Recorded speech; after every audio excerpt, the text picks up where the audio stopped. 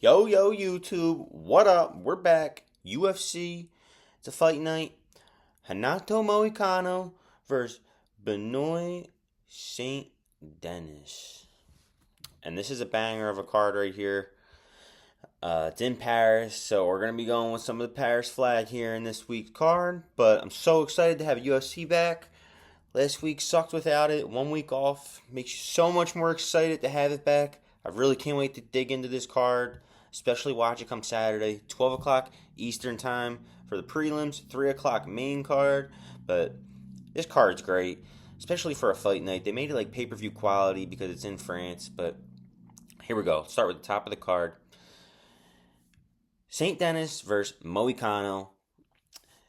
In this fight, I'm going high confidence. Saint Denis, he's a minus 270 favorite here.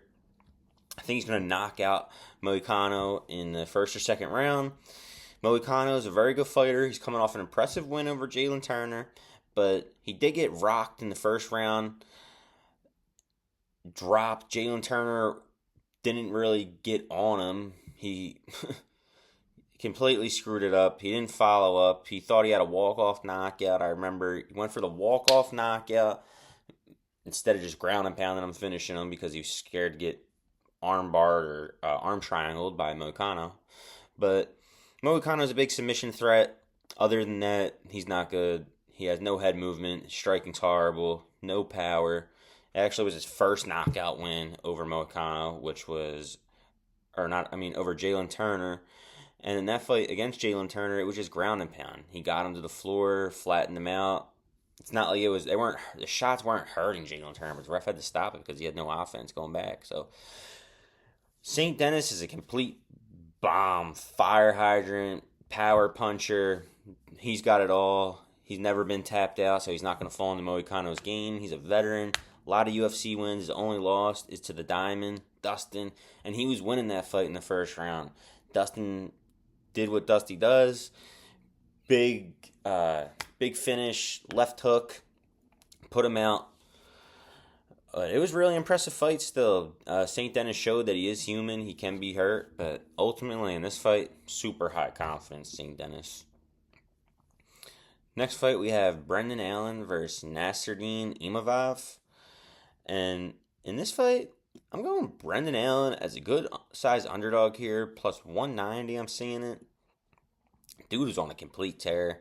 Submission game's crazy. In the run he's on first round submissions. He's putting everyone out with these rear naked chokes. No one can seem to defend him.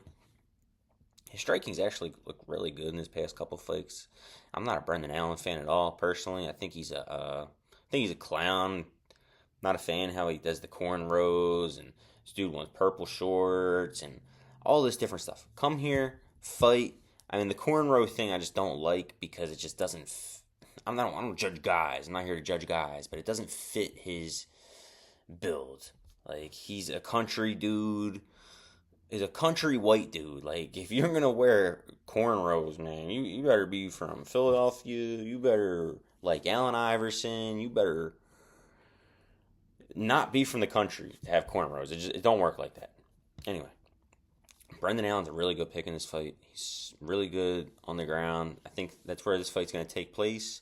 Imavov is a really good striker. He's coming off a knockout win over Jared Cannonier, which is somewhat controversial, but I don't really think it was. He had Jared really stunned, and he wasn't throwing back. If the ref didn't stop it, one more Imavov strike was probably going to put Cannonier out cold. So good stoppage by the ref. I forget who it was that day.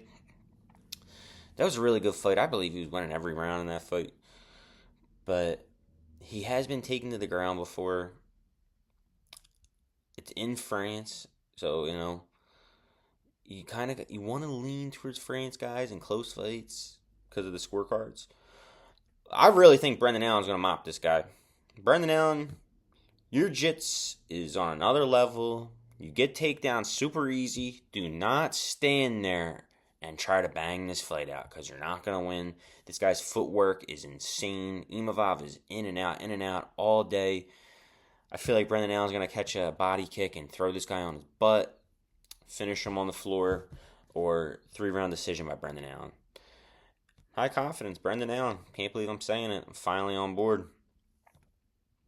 Next, we have William Gomis versus Joanderson Brito. William Gomis fighting out of France here. He's representing plus 230. No, I'm sorry. Plus 230 in this fight against Brito. Brito's on an absolute tear. He's beating everyone they put in front of him, which is really surprising. I didn't think the guy had the stuff because he lost to Bill Algeo. But William Gomis seems to be that guy, man. He's another one on a tear here. His, let's see here. I'm forgetting his last loss. His last loss was so long ago. I think it was to Morgan Charriere, who's also on this card. But Joanderson Brito, I think, is overstaying his welcome here in the UFC. I don't think he was supposed to start to win this many fights when they brought him over. I am going William Gomis in this fight. I think he's a better striker. He's cleaner. Yeah, there it is. William Gomis' last loss is to Morgan Charriere, who is another big prospect from France, but is a very good fighter. And that was 8 years ago. We're going William Gomis in this fight to win a clean kickboxing fight here at underdog price plus 230. I don't think Joanderson Brito's sloppy, man. All he has is big overhands and hooks. He's not the cleanest guy. He takes damage. He imposes his will on a lot of other guys, but I think Gomis is so good on his in and outs that he'll be just fine. Let's see here. Next fight, we have Kevin Jousset versus Bryan Battle, and this one is so hard to predict. It's insane. Bryan Battle has been so good since he came off the Ultimate Fighter, and Kevin Jousset as well. Not that he came from the Ultimate Fighter, but he's been on a tear here. He beat San Kanan, Kiefer Crosby, in impressive fashion in both fights here. He's 10-2. His last loss is a split decision outside the UFC. And for Bryan Battle, man, this guy finishes people. He's a finisher. He's a killer. Bryan Battle's last fight, no contest to Angelusa. Oh my, Angelusa. Bryan Battle was whooping this boy through the first round clean, second round clean. And I believe it was an eye poke, or he said he couldn't continue, but it wasn't a bad eye poke at all. Before that, he finished AJ Fletcher, Gabe Green in 14 seconds. That was super impressive because Gabe Green's really good. He lost to Ranit Fakhretdinov, 3-round decision, but I believe he took that fight on short notice. Just did that for the UFC so they would have a guy. And Fakhretdinov's the real deal. He finishes everyone. The fact that Bryan Battle even hung in there for 3 rounds and got grappled. I mean, he got taken down like 20 times. But I'm taking Bryan Battle in this fight. I think he's got more dog in him. He's going to impose the will. He's going to push the pressure. I believe he is the better grappler if they do, but I do think it's going to be a striking match. I do really like this fight just to go the distance in general as a bet, but for a pick, I'm taking Bryan Battle. Minus 175. Next, we have Morgan Charriere versus Gabriel Miranda. And Morgan Charriere is such a good prospect. He's another guy from France. He lost his last fight to Chepe Mariscal in a split decision, but it was an awesome fight. Really could have gone either way. I do think he lost to Chepe. Chepe was hitting him a little harder. And before that, though, Morgan Charriere had only one UFC fight, but it was by knockout, and he looked really good. And I did watch a lot of his other fights outside the UFC. Dude is impressive, and he finishes everyone. On the other side, we have Gabriel Miranda coming in at plus 425, one of the biggest dogs on the card, and he sucks. He got knocked out by St. Denis in his UFC debut, won a fight after that, but Morgan Charriere is getting sent in to take out the trash for Dana White here. This guy, Gabriel Miranda, 17 wins, 16 thereby finish. He has one way to win, and it's submission. Morgan Charriere is going to mind his P's and Q's in this, keep the distance, mess this guy up in the kickboxing range, probably win a decision. I hope it's by knockout. Gabriel Miranda has been knocked out twice, so I actually think Morgan Charriere is going to get the knockout here. Let me change that. We're going for the knockout here. Morgan Charriere, super high confidence, minus 600. Not going to talk too much about it because the odds really explain how the fight's going to go. In the next fight, we have Frevola versus Faris Ziam. And in this fight, I'm taking Frevola to get the win here. He's a finisher. He finishes everybody. And for Faris Ziam, total opposite, complete decisionator. This guy hasn't finished anybody in the UFC. All of his wins come by finish before the UFC since he's been in the UFC. All by decision. His last 3 wins, decision wins. Lost to Terrence McKinney, which is absolutely horrible. And Faris Ziam loses to wild men. And Frevola is a wild, wild, wild man. I really like Frevola. This is no fan bias. This is just styles make matchups here. Frevola is set up here to knock this guy out clean. Frevola only loses by knockout. And the guys that have knocked him out is St. Denis, Terrence McKinney. God, they both lost to that guy, but he knocked out Drew Dober, which is super impressive. Drew Dober is the real deal. I like Frevola here, minus 100, money line. I believe he does get the finish, so when the line does pop up, I would probably bet Frevola by knockout. But even the money line's getting you a good deal here.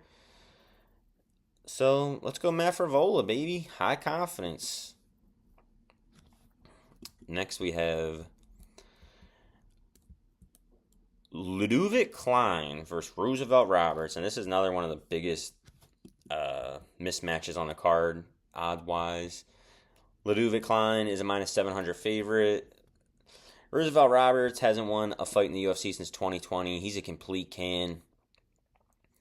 And Ludovit Klein's coming to take out the trash here with Dana White, get rid of Roosevelt Roberts, ship him out to wherever. We're done with him. We tried bringing him back on The Ultimate Fighter. He won a couple fights, but he sucks. They brought him back on short notice a couple months ago to take on Matus Rebecki, which is no easy task, but he lost. That was his one chance. If you don't win The Ultimate Fighter, you get a chance afterwards if you put up good fights. He just had his chance. He's done. Like I said, he has not won a UFC fight since 2020. He's like 0-5 or 0-6 in his last 5 or 6 UFC fights. This is an easy one right here. Minus 700, Ludovit Klein. Next, we have Ion Cutelaba versus Ivan Erslan. Ivan Erslan is a plus 100 underdog here. Ion Cutelaba is a minus 120. This is really hard to fight to predict because any Cutelaba fight is really hard to predict. Ultimately, I am taking Ion Cutelaba to get the dub here just off experience, UFC experience. He's a good fighter when he gets going with the wrestling. When he tries to slug and brawl, he does get chinned. He does lose by finish all the time. But I do think Ion Cutelaba squeaks it out here. UFC savviness, minus 120. Average confidence against the newcomer. See you later, newcomer. On to the next fight. Oumar Sy, 10-0 prospect, fighting out of France versus Woon, Jung. And in this one, I'm taking Oumar Sy, minus 500 to take out the trash for Dana White. Woon, Jung. See you later. You haven't won a UFC fight since 2021 on a 3-fight skid, fighting the 10-0 prospect here from France. This is such a big setup by the UFC. Easy pick, Oumar Sy, minus 500. Probably by knockout, but lines are not up yet. And a couple fights left here. Ailin Perez versus Daria. Not going to try to say her last name, but Ailin Perez, minus 275. She's coming in with some momentum here. I believe she won her past few fights. Yep, Jocelyn Edwards. That's a great win to have, man. Jocelyn's good. And she's a UFC vet, man. Good striking. Ailin Perez, good striker, obviously. Decisionator. Most of her wins are by decision. And for Daria, she has one UFC fight. I remember. Unanimous decision win. Man, this is a hard fight to predict. Such close odds. I'm going to go plus 225 on the underdog here. I'm taking Daria by the price. Hopefully she can get the job done. but there's no real super read on this fight. Low confidence. Daria. Next fight, we have Taylor Lapels versus Vince Morales. Vince Morales coming to save the day, take the job on short notice. Quick pick here. Taylor Lapels, easy win. I don't see any odds up yet, but he's probably like a 4 or 5 to 1 favorite. He's so good everywhere. His last loss is to Basharat, but everyone loses to him. I really like Taylor Lapels here. Put on a show here for France. Start off the night. I believe he's the first France fighter on the card. Wow, he beat up Cody Stamann real bad last fight, but we knew that was going to happen. Bolaji Oki versus Chris Duncan. Chris Duncan is a wild man. Most of his wins come by finish. Bolaji Oki is kind of a newcomer to the UFC. I think he has one UFC win. Yeah, he has a Contender Series win. You don't really count. But he has a split decision over this guy Kiwamba. Yeah, Timmy Kiwamba. That's what I thought it was. I didn't want to say the wrong first name. But I remember that fight. It was close. I don't think it should have been split. I think Bolaji Oki beat him pretty good. He had a knockout win in Contender Series, which is good to see. He hasn't had too much experience, though. His physique is insane. I really like Chris Duncan, though. I think he's good overall. He got subbed in his last fight by Manuel Torres. It was quick, man. He got rocked, club and subbed. Seemed like he didn't want to be there that night. He's not that kind of guy either because he does brawl. He had a crazy fight with Charlie Campbell, knocked him out in the Contender Series, beat up Oumar Morales in a split decision, and then beat up Yanel Ashmus in a decision. That's such a big win to have. Ashmus is such a good fighter. He just put the work on Trevor Peek. For Chris Duncan to have that win over Ashmus, I gotta go Chris Duncan here. Another dog, plus 180. Dogs are barking on this card. Let's go Chris Duncan. Average confidence.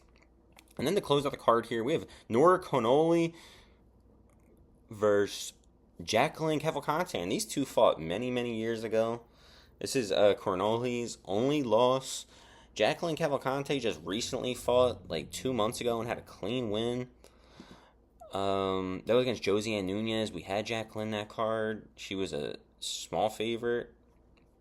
But ultimately, women's fight, rematch. I'm going with Jacqueline Cavalcante.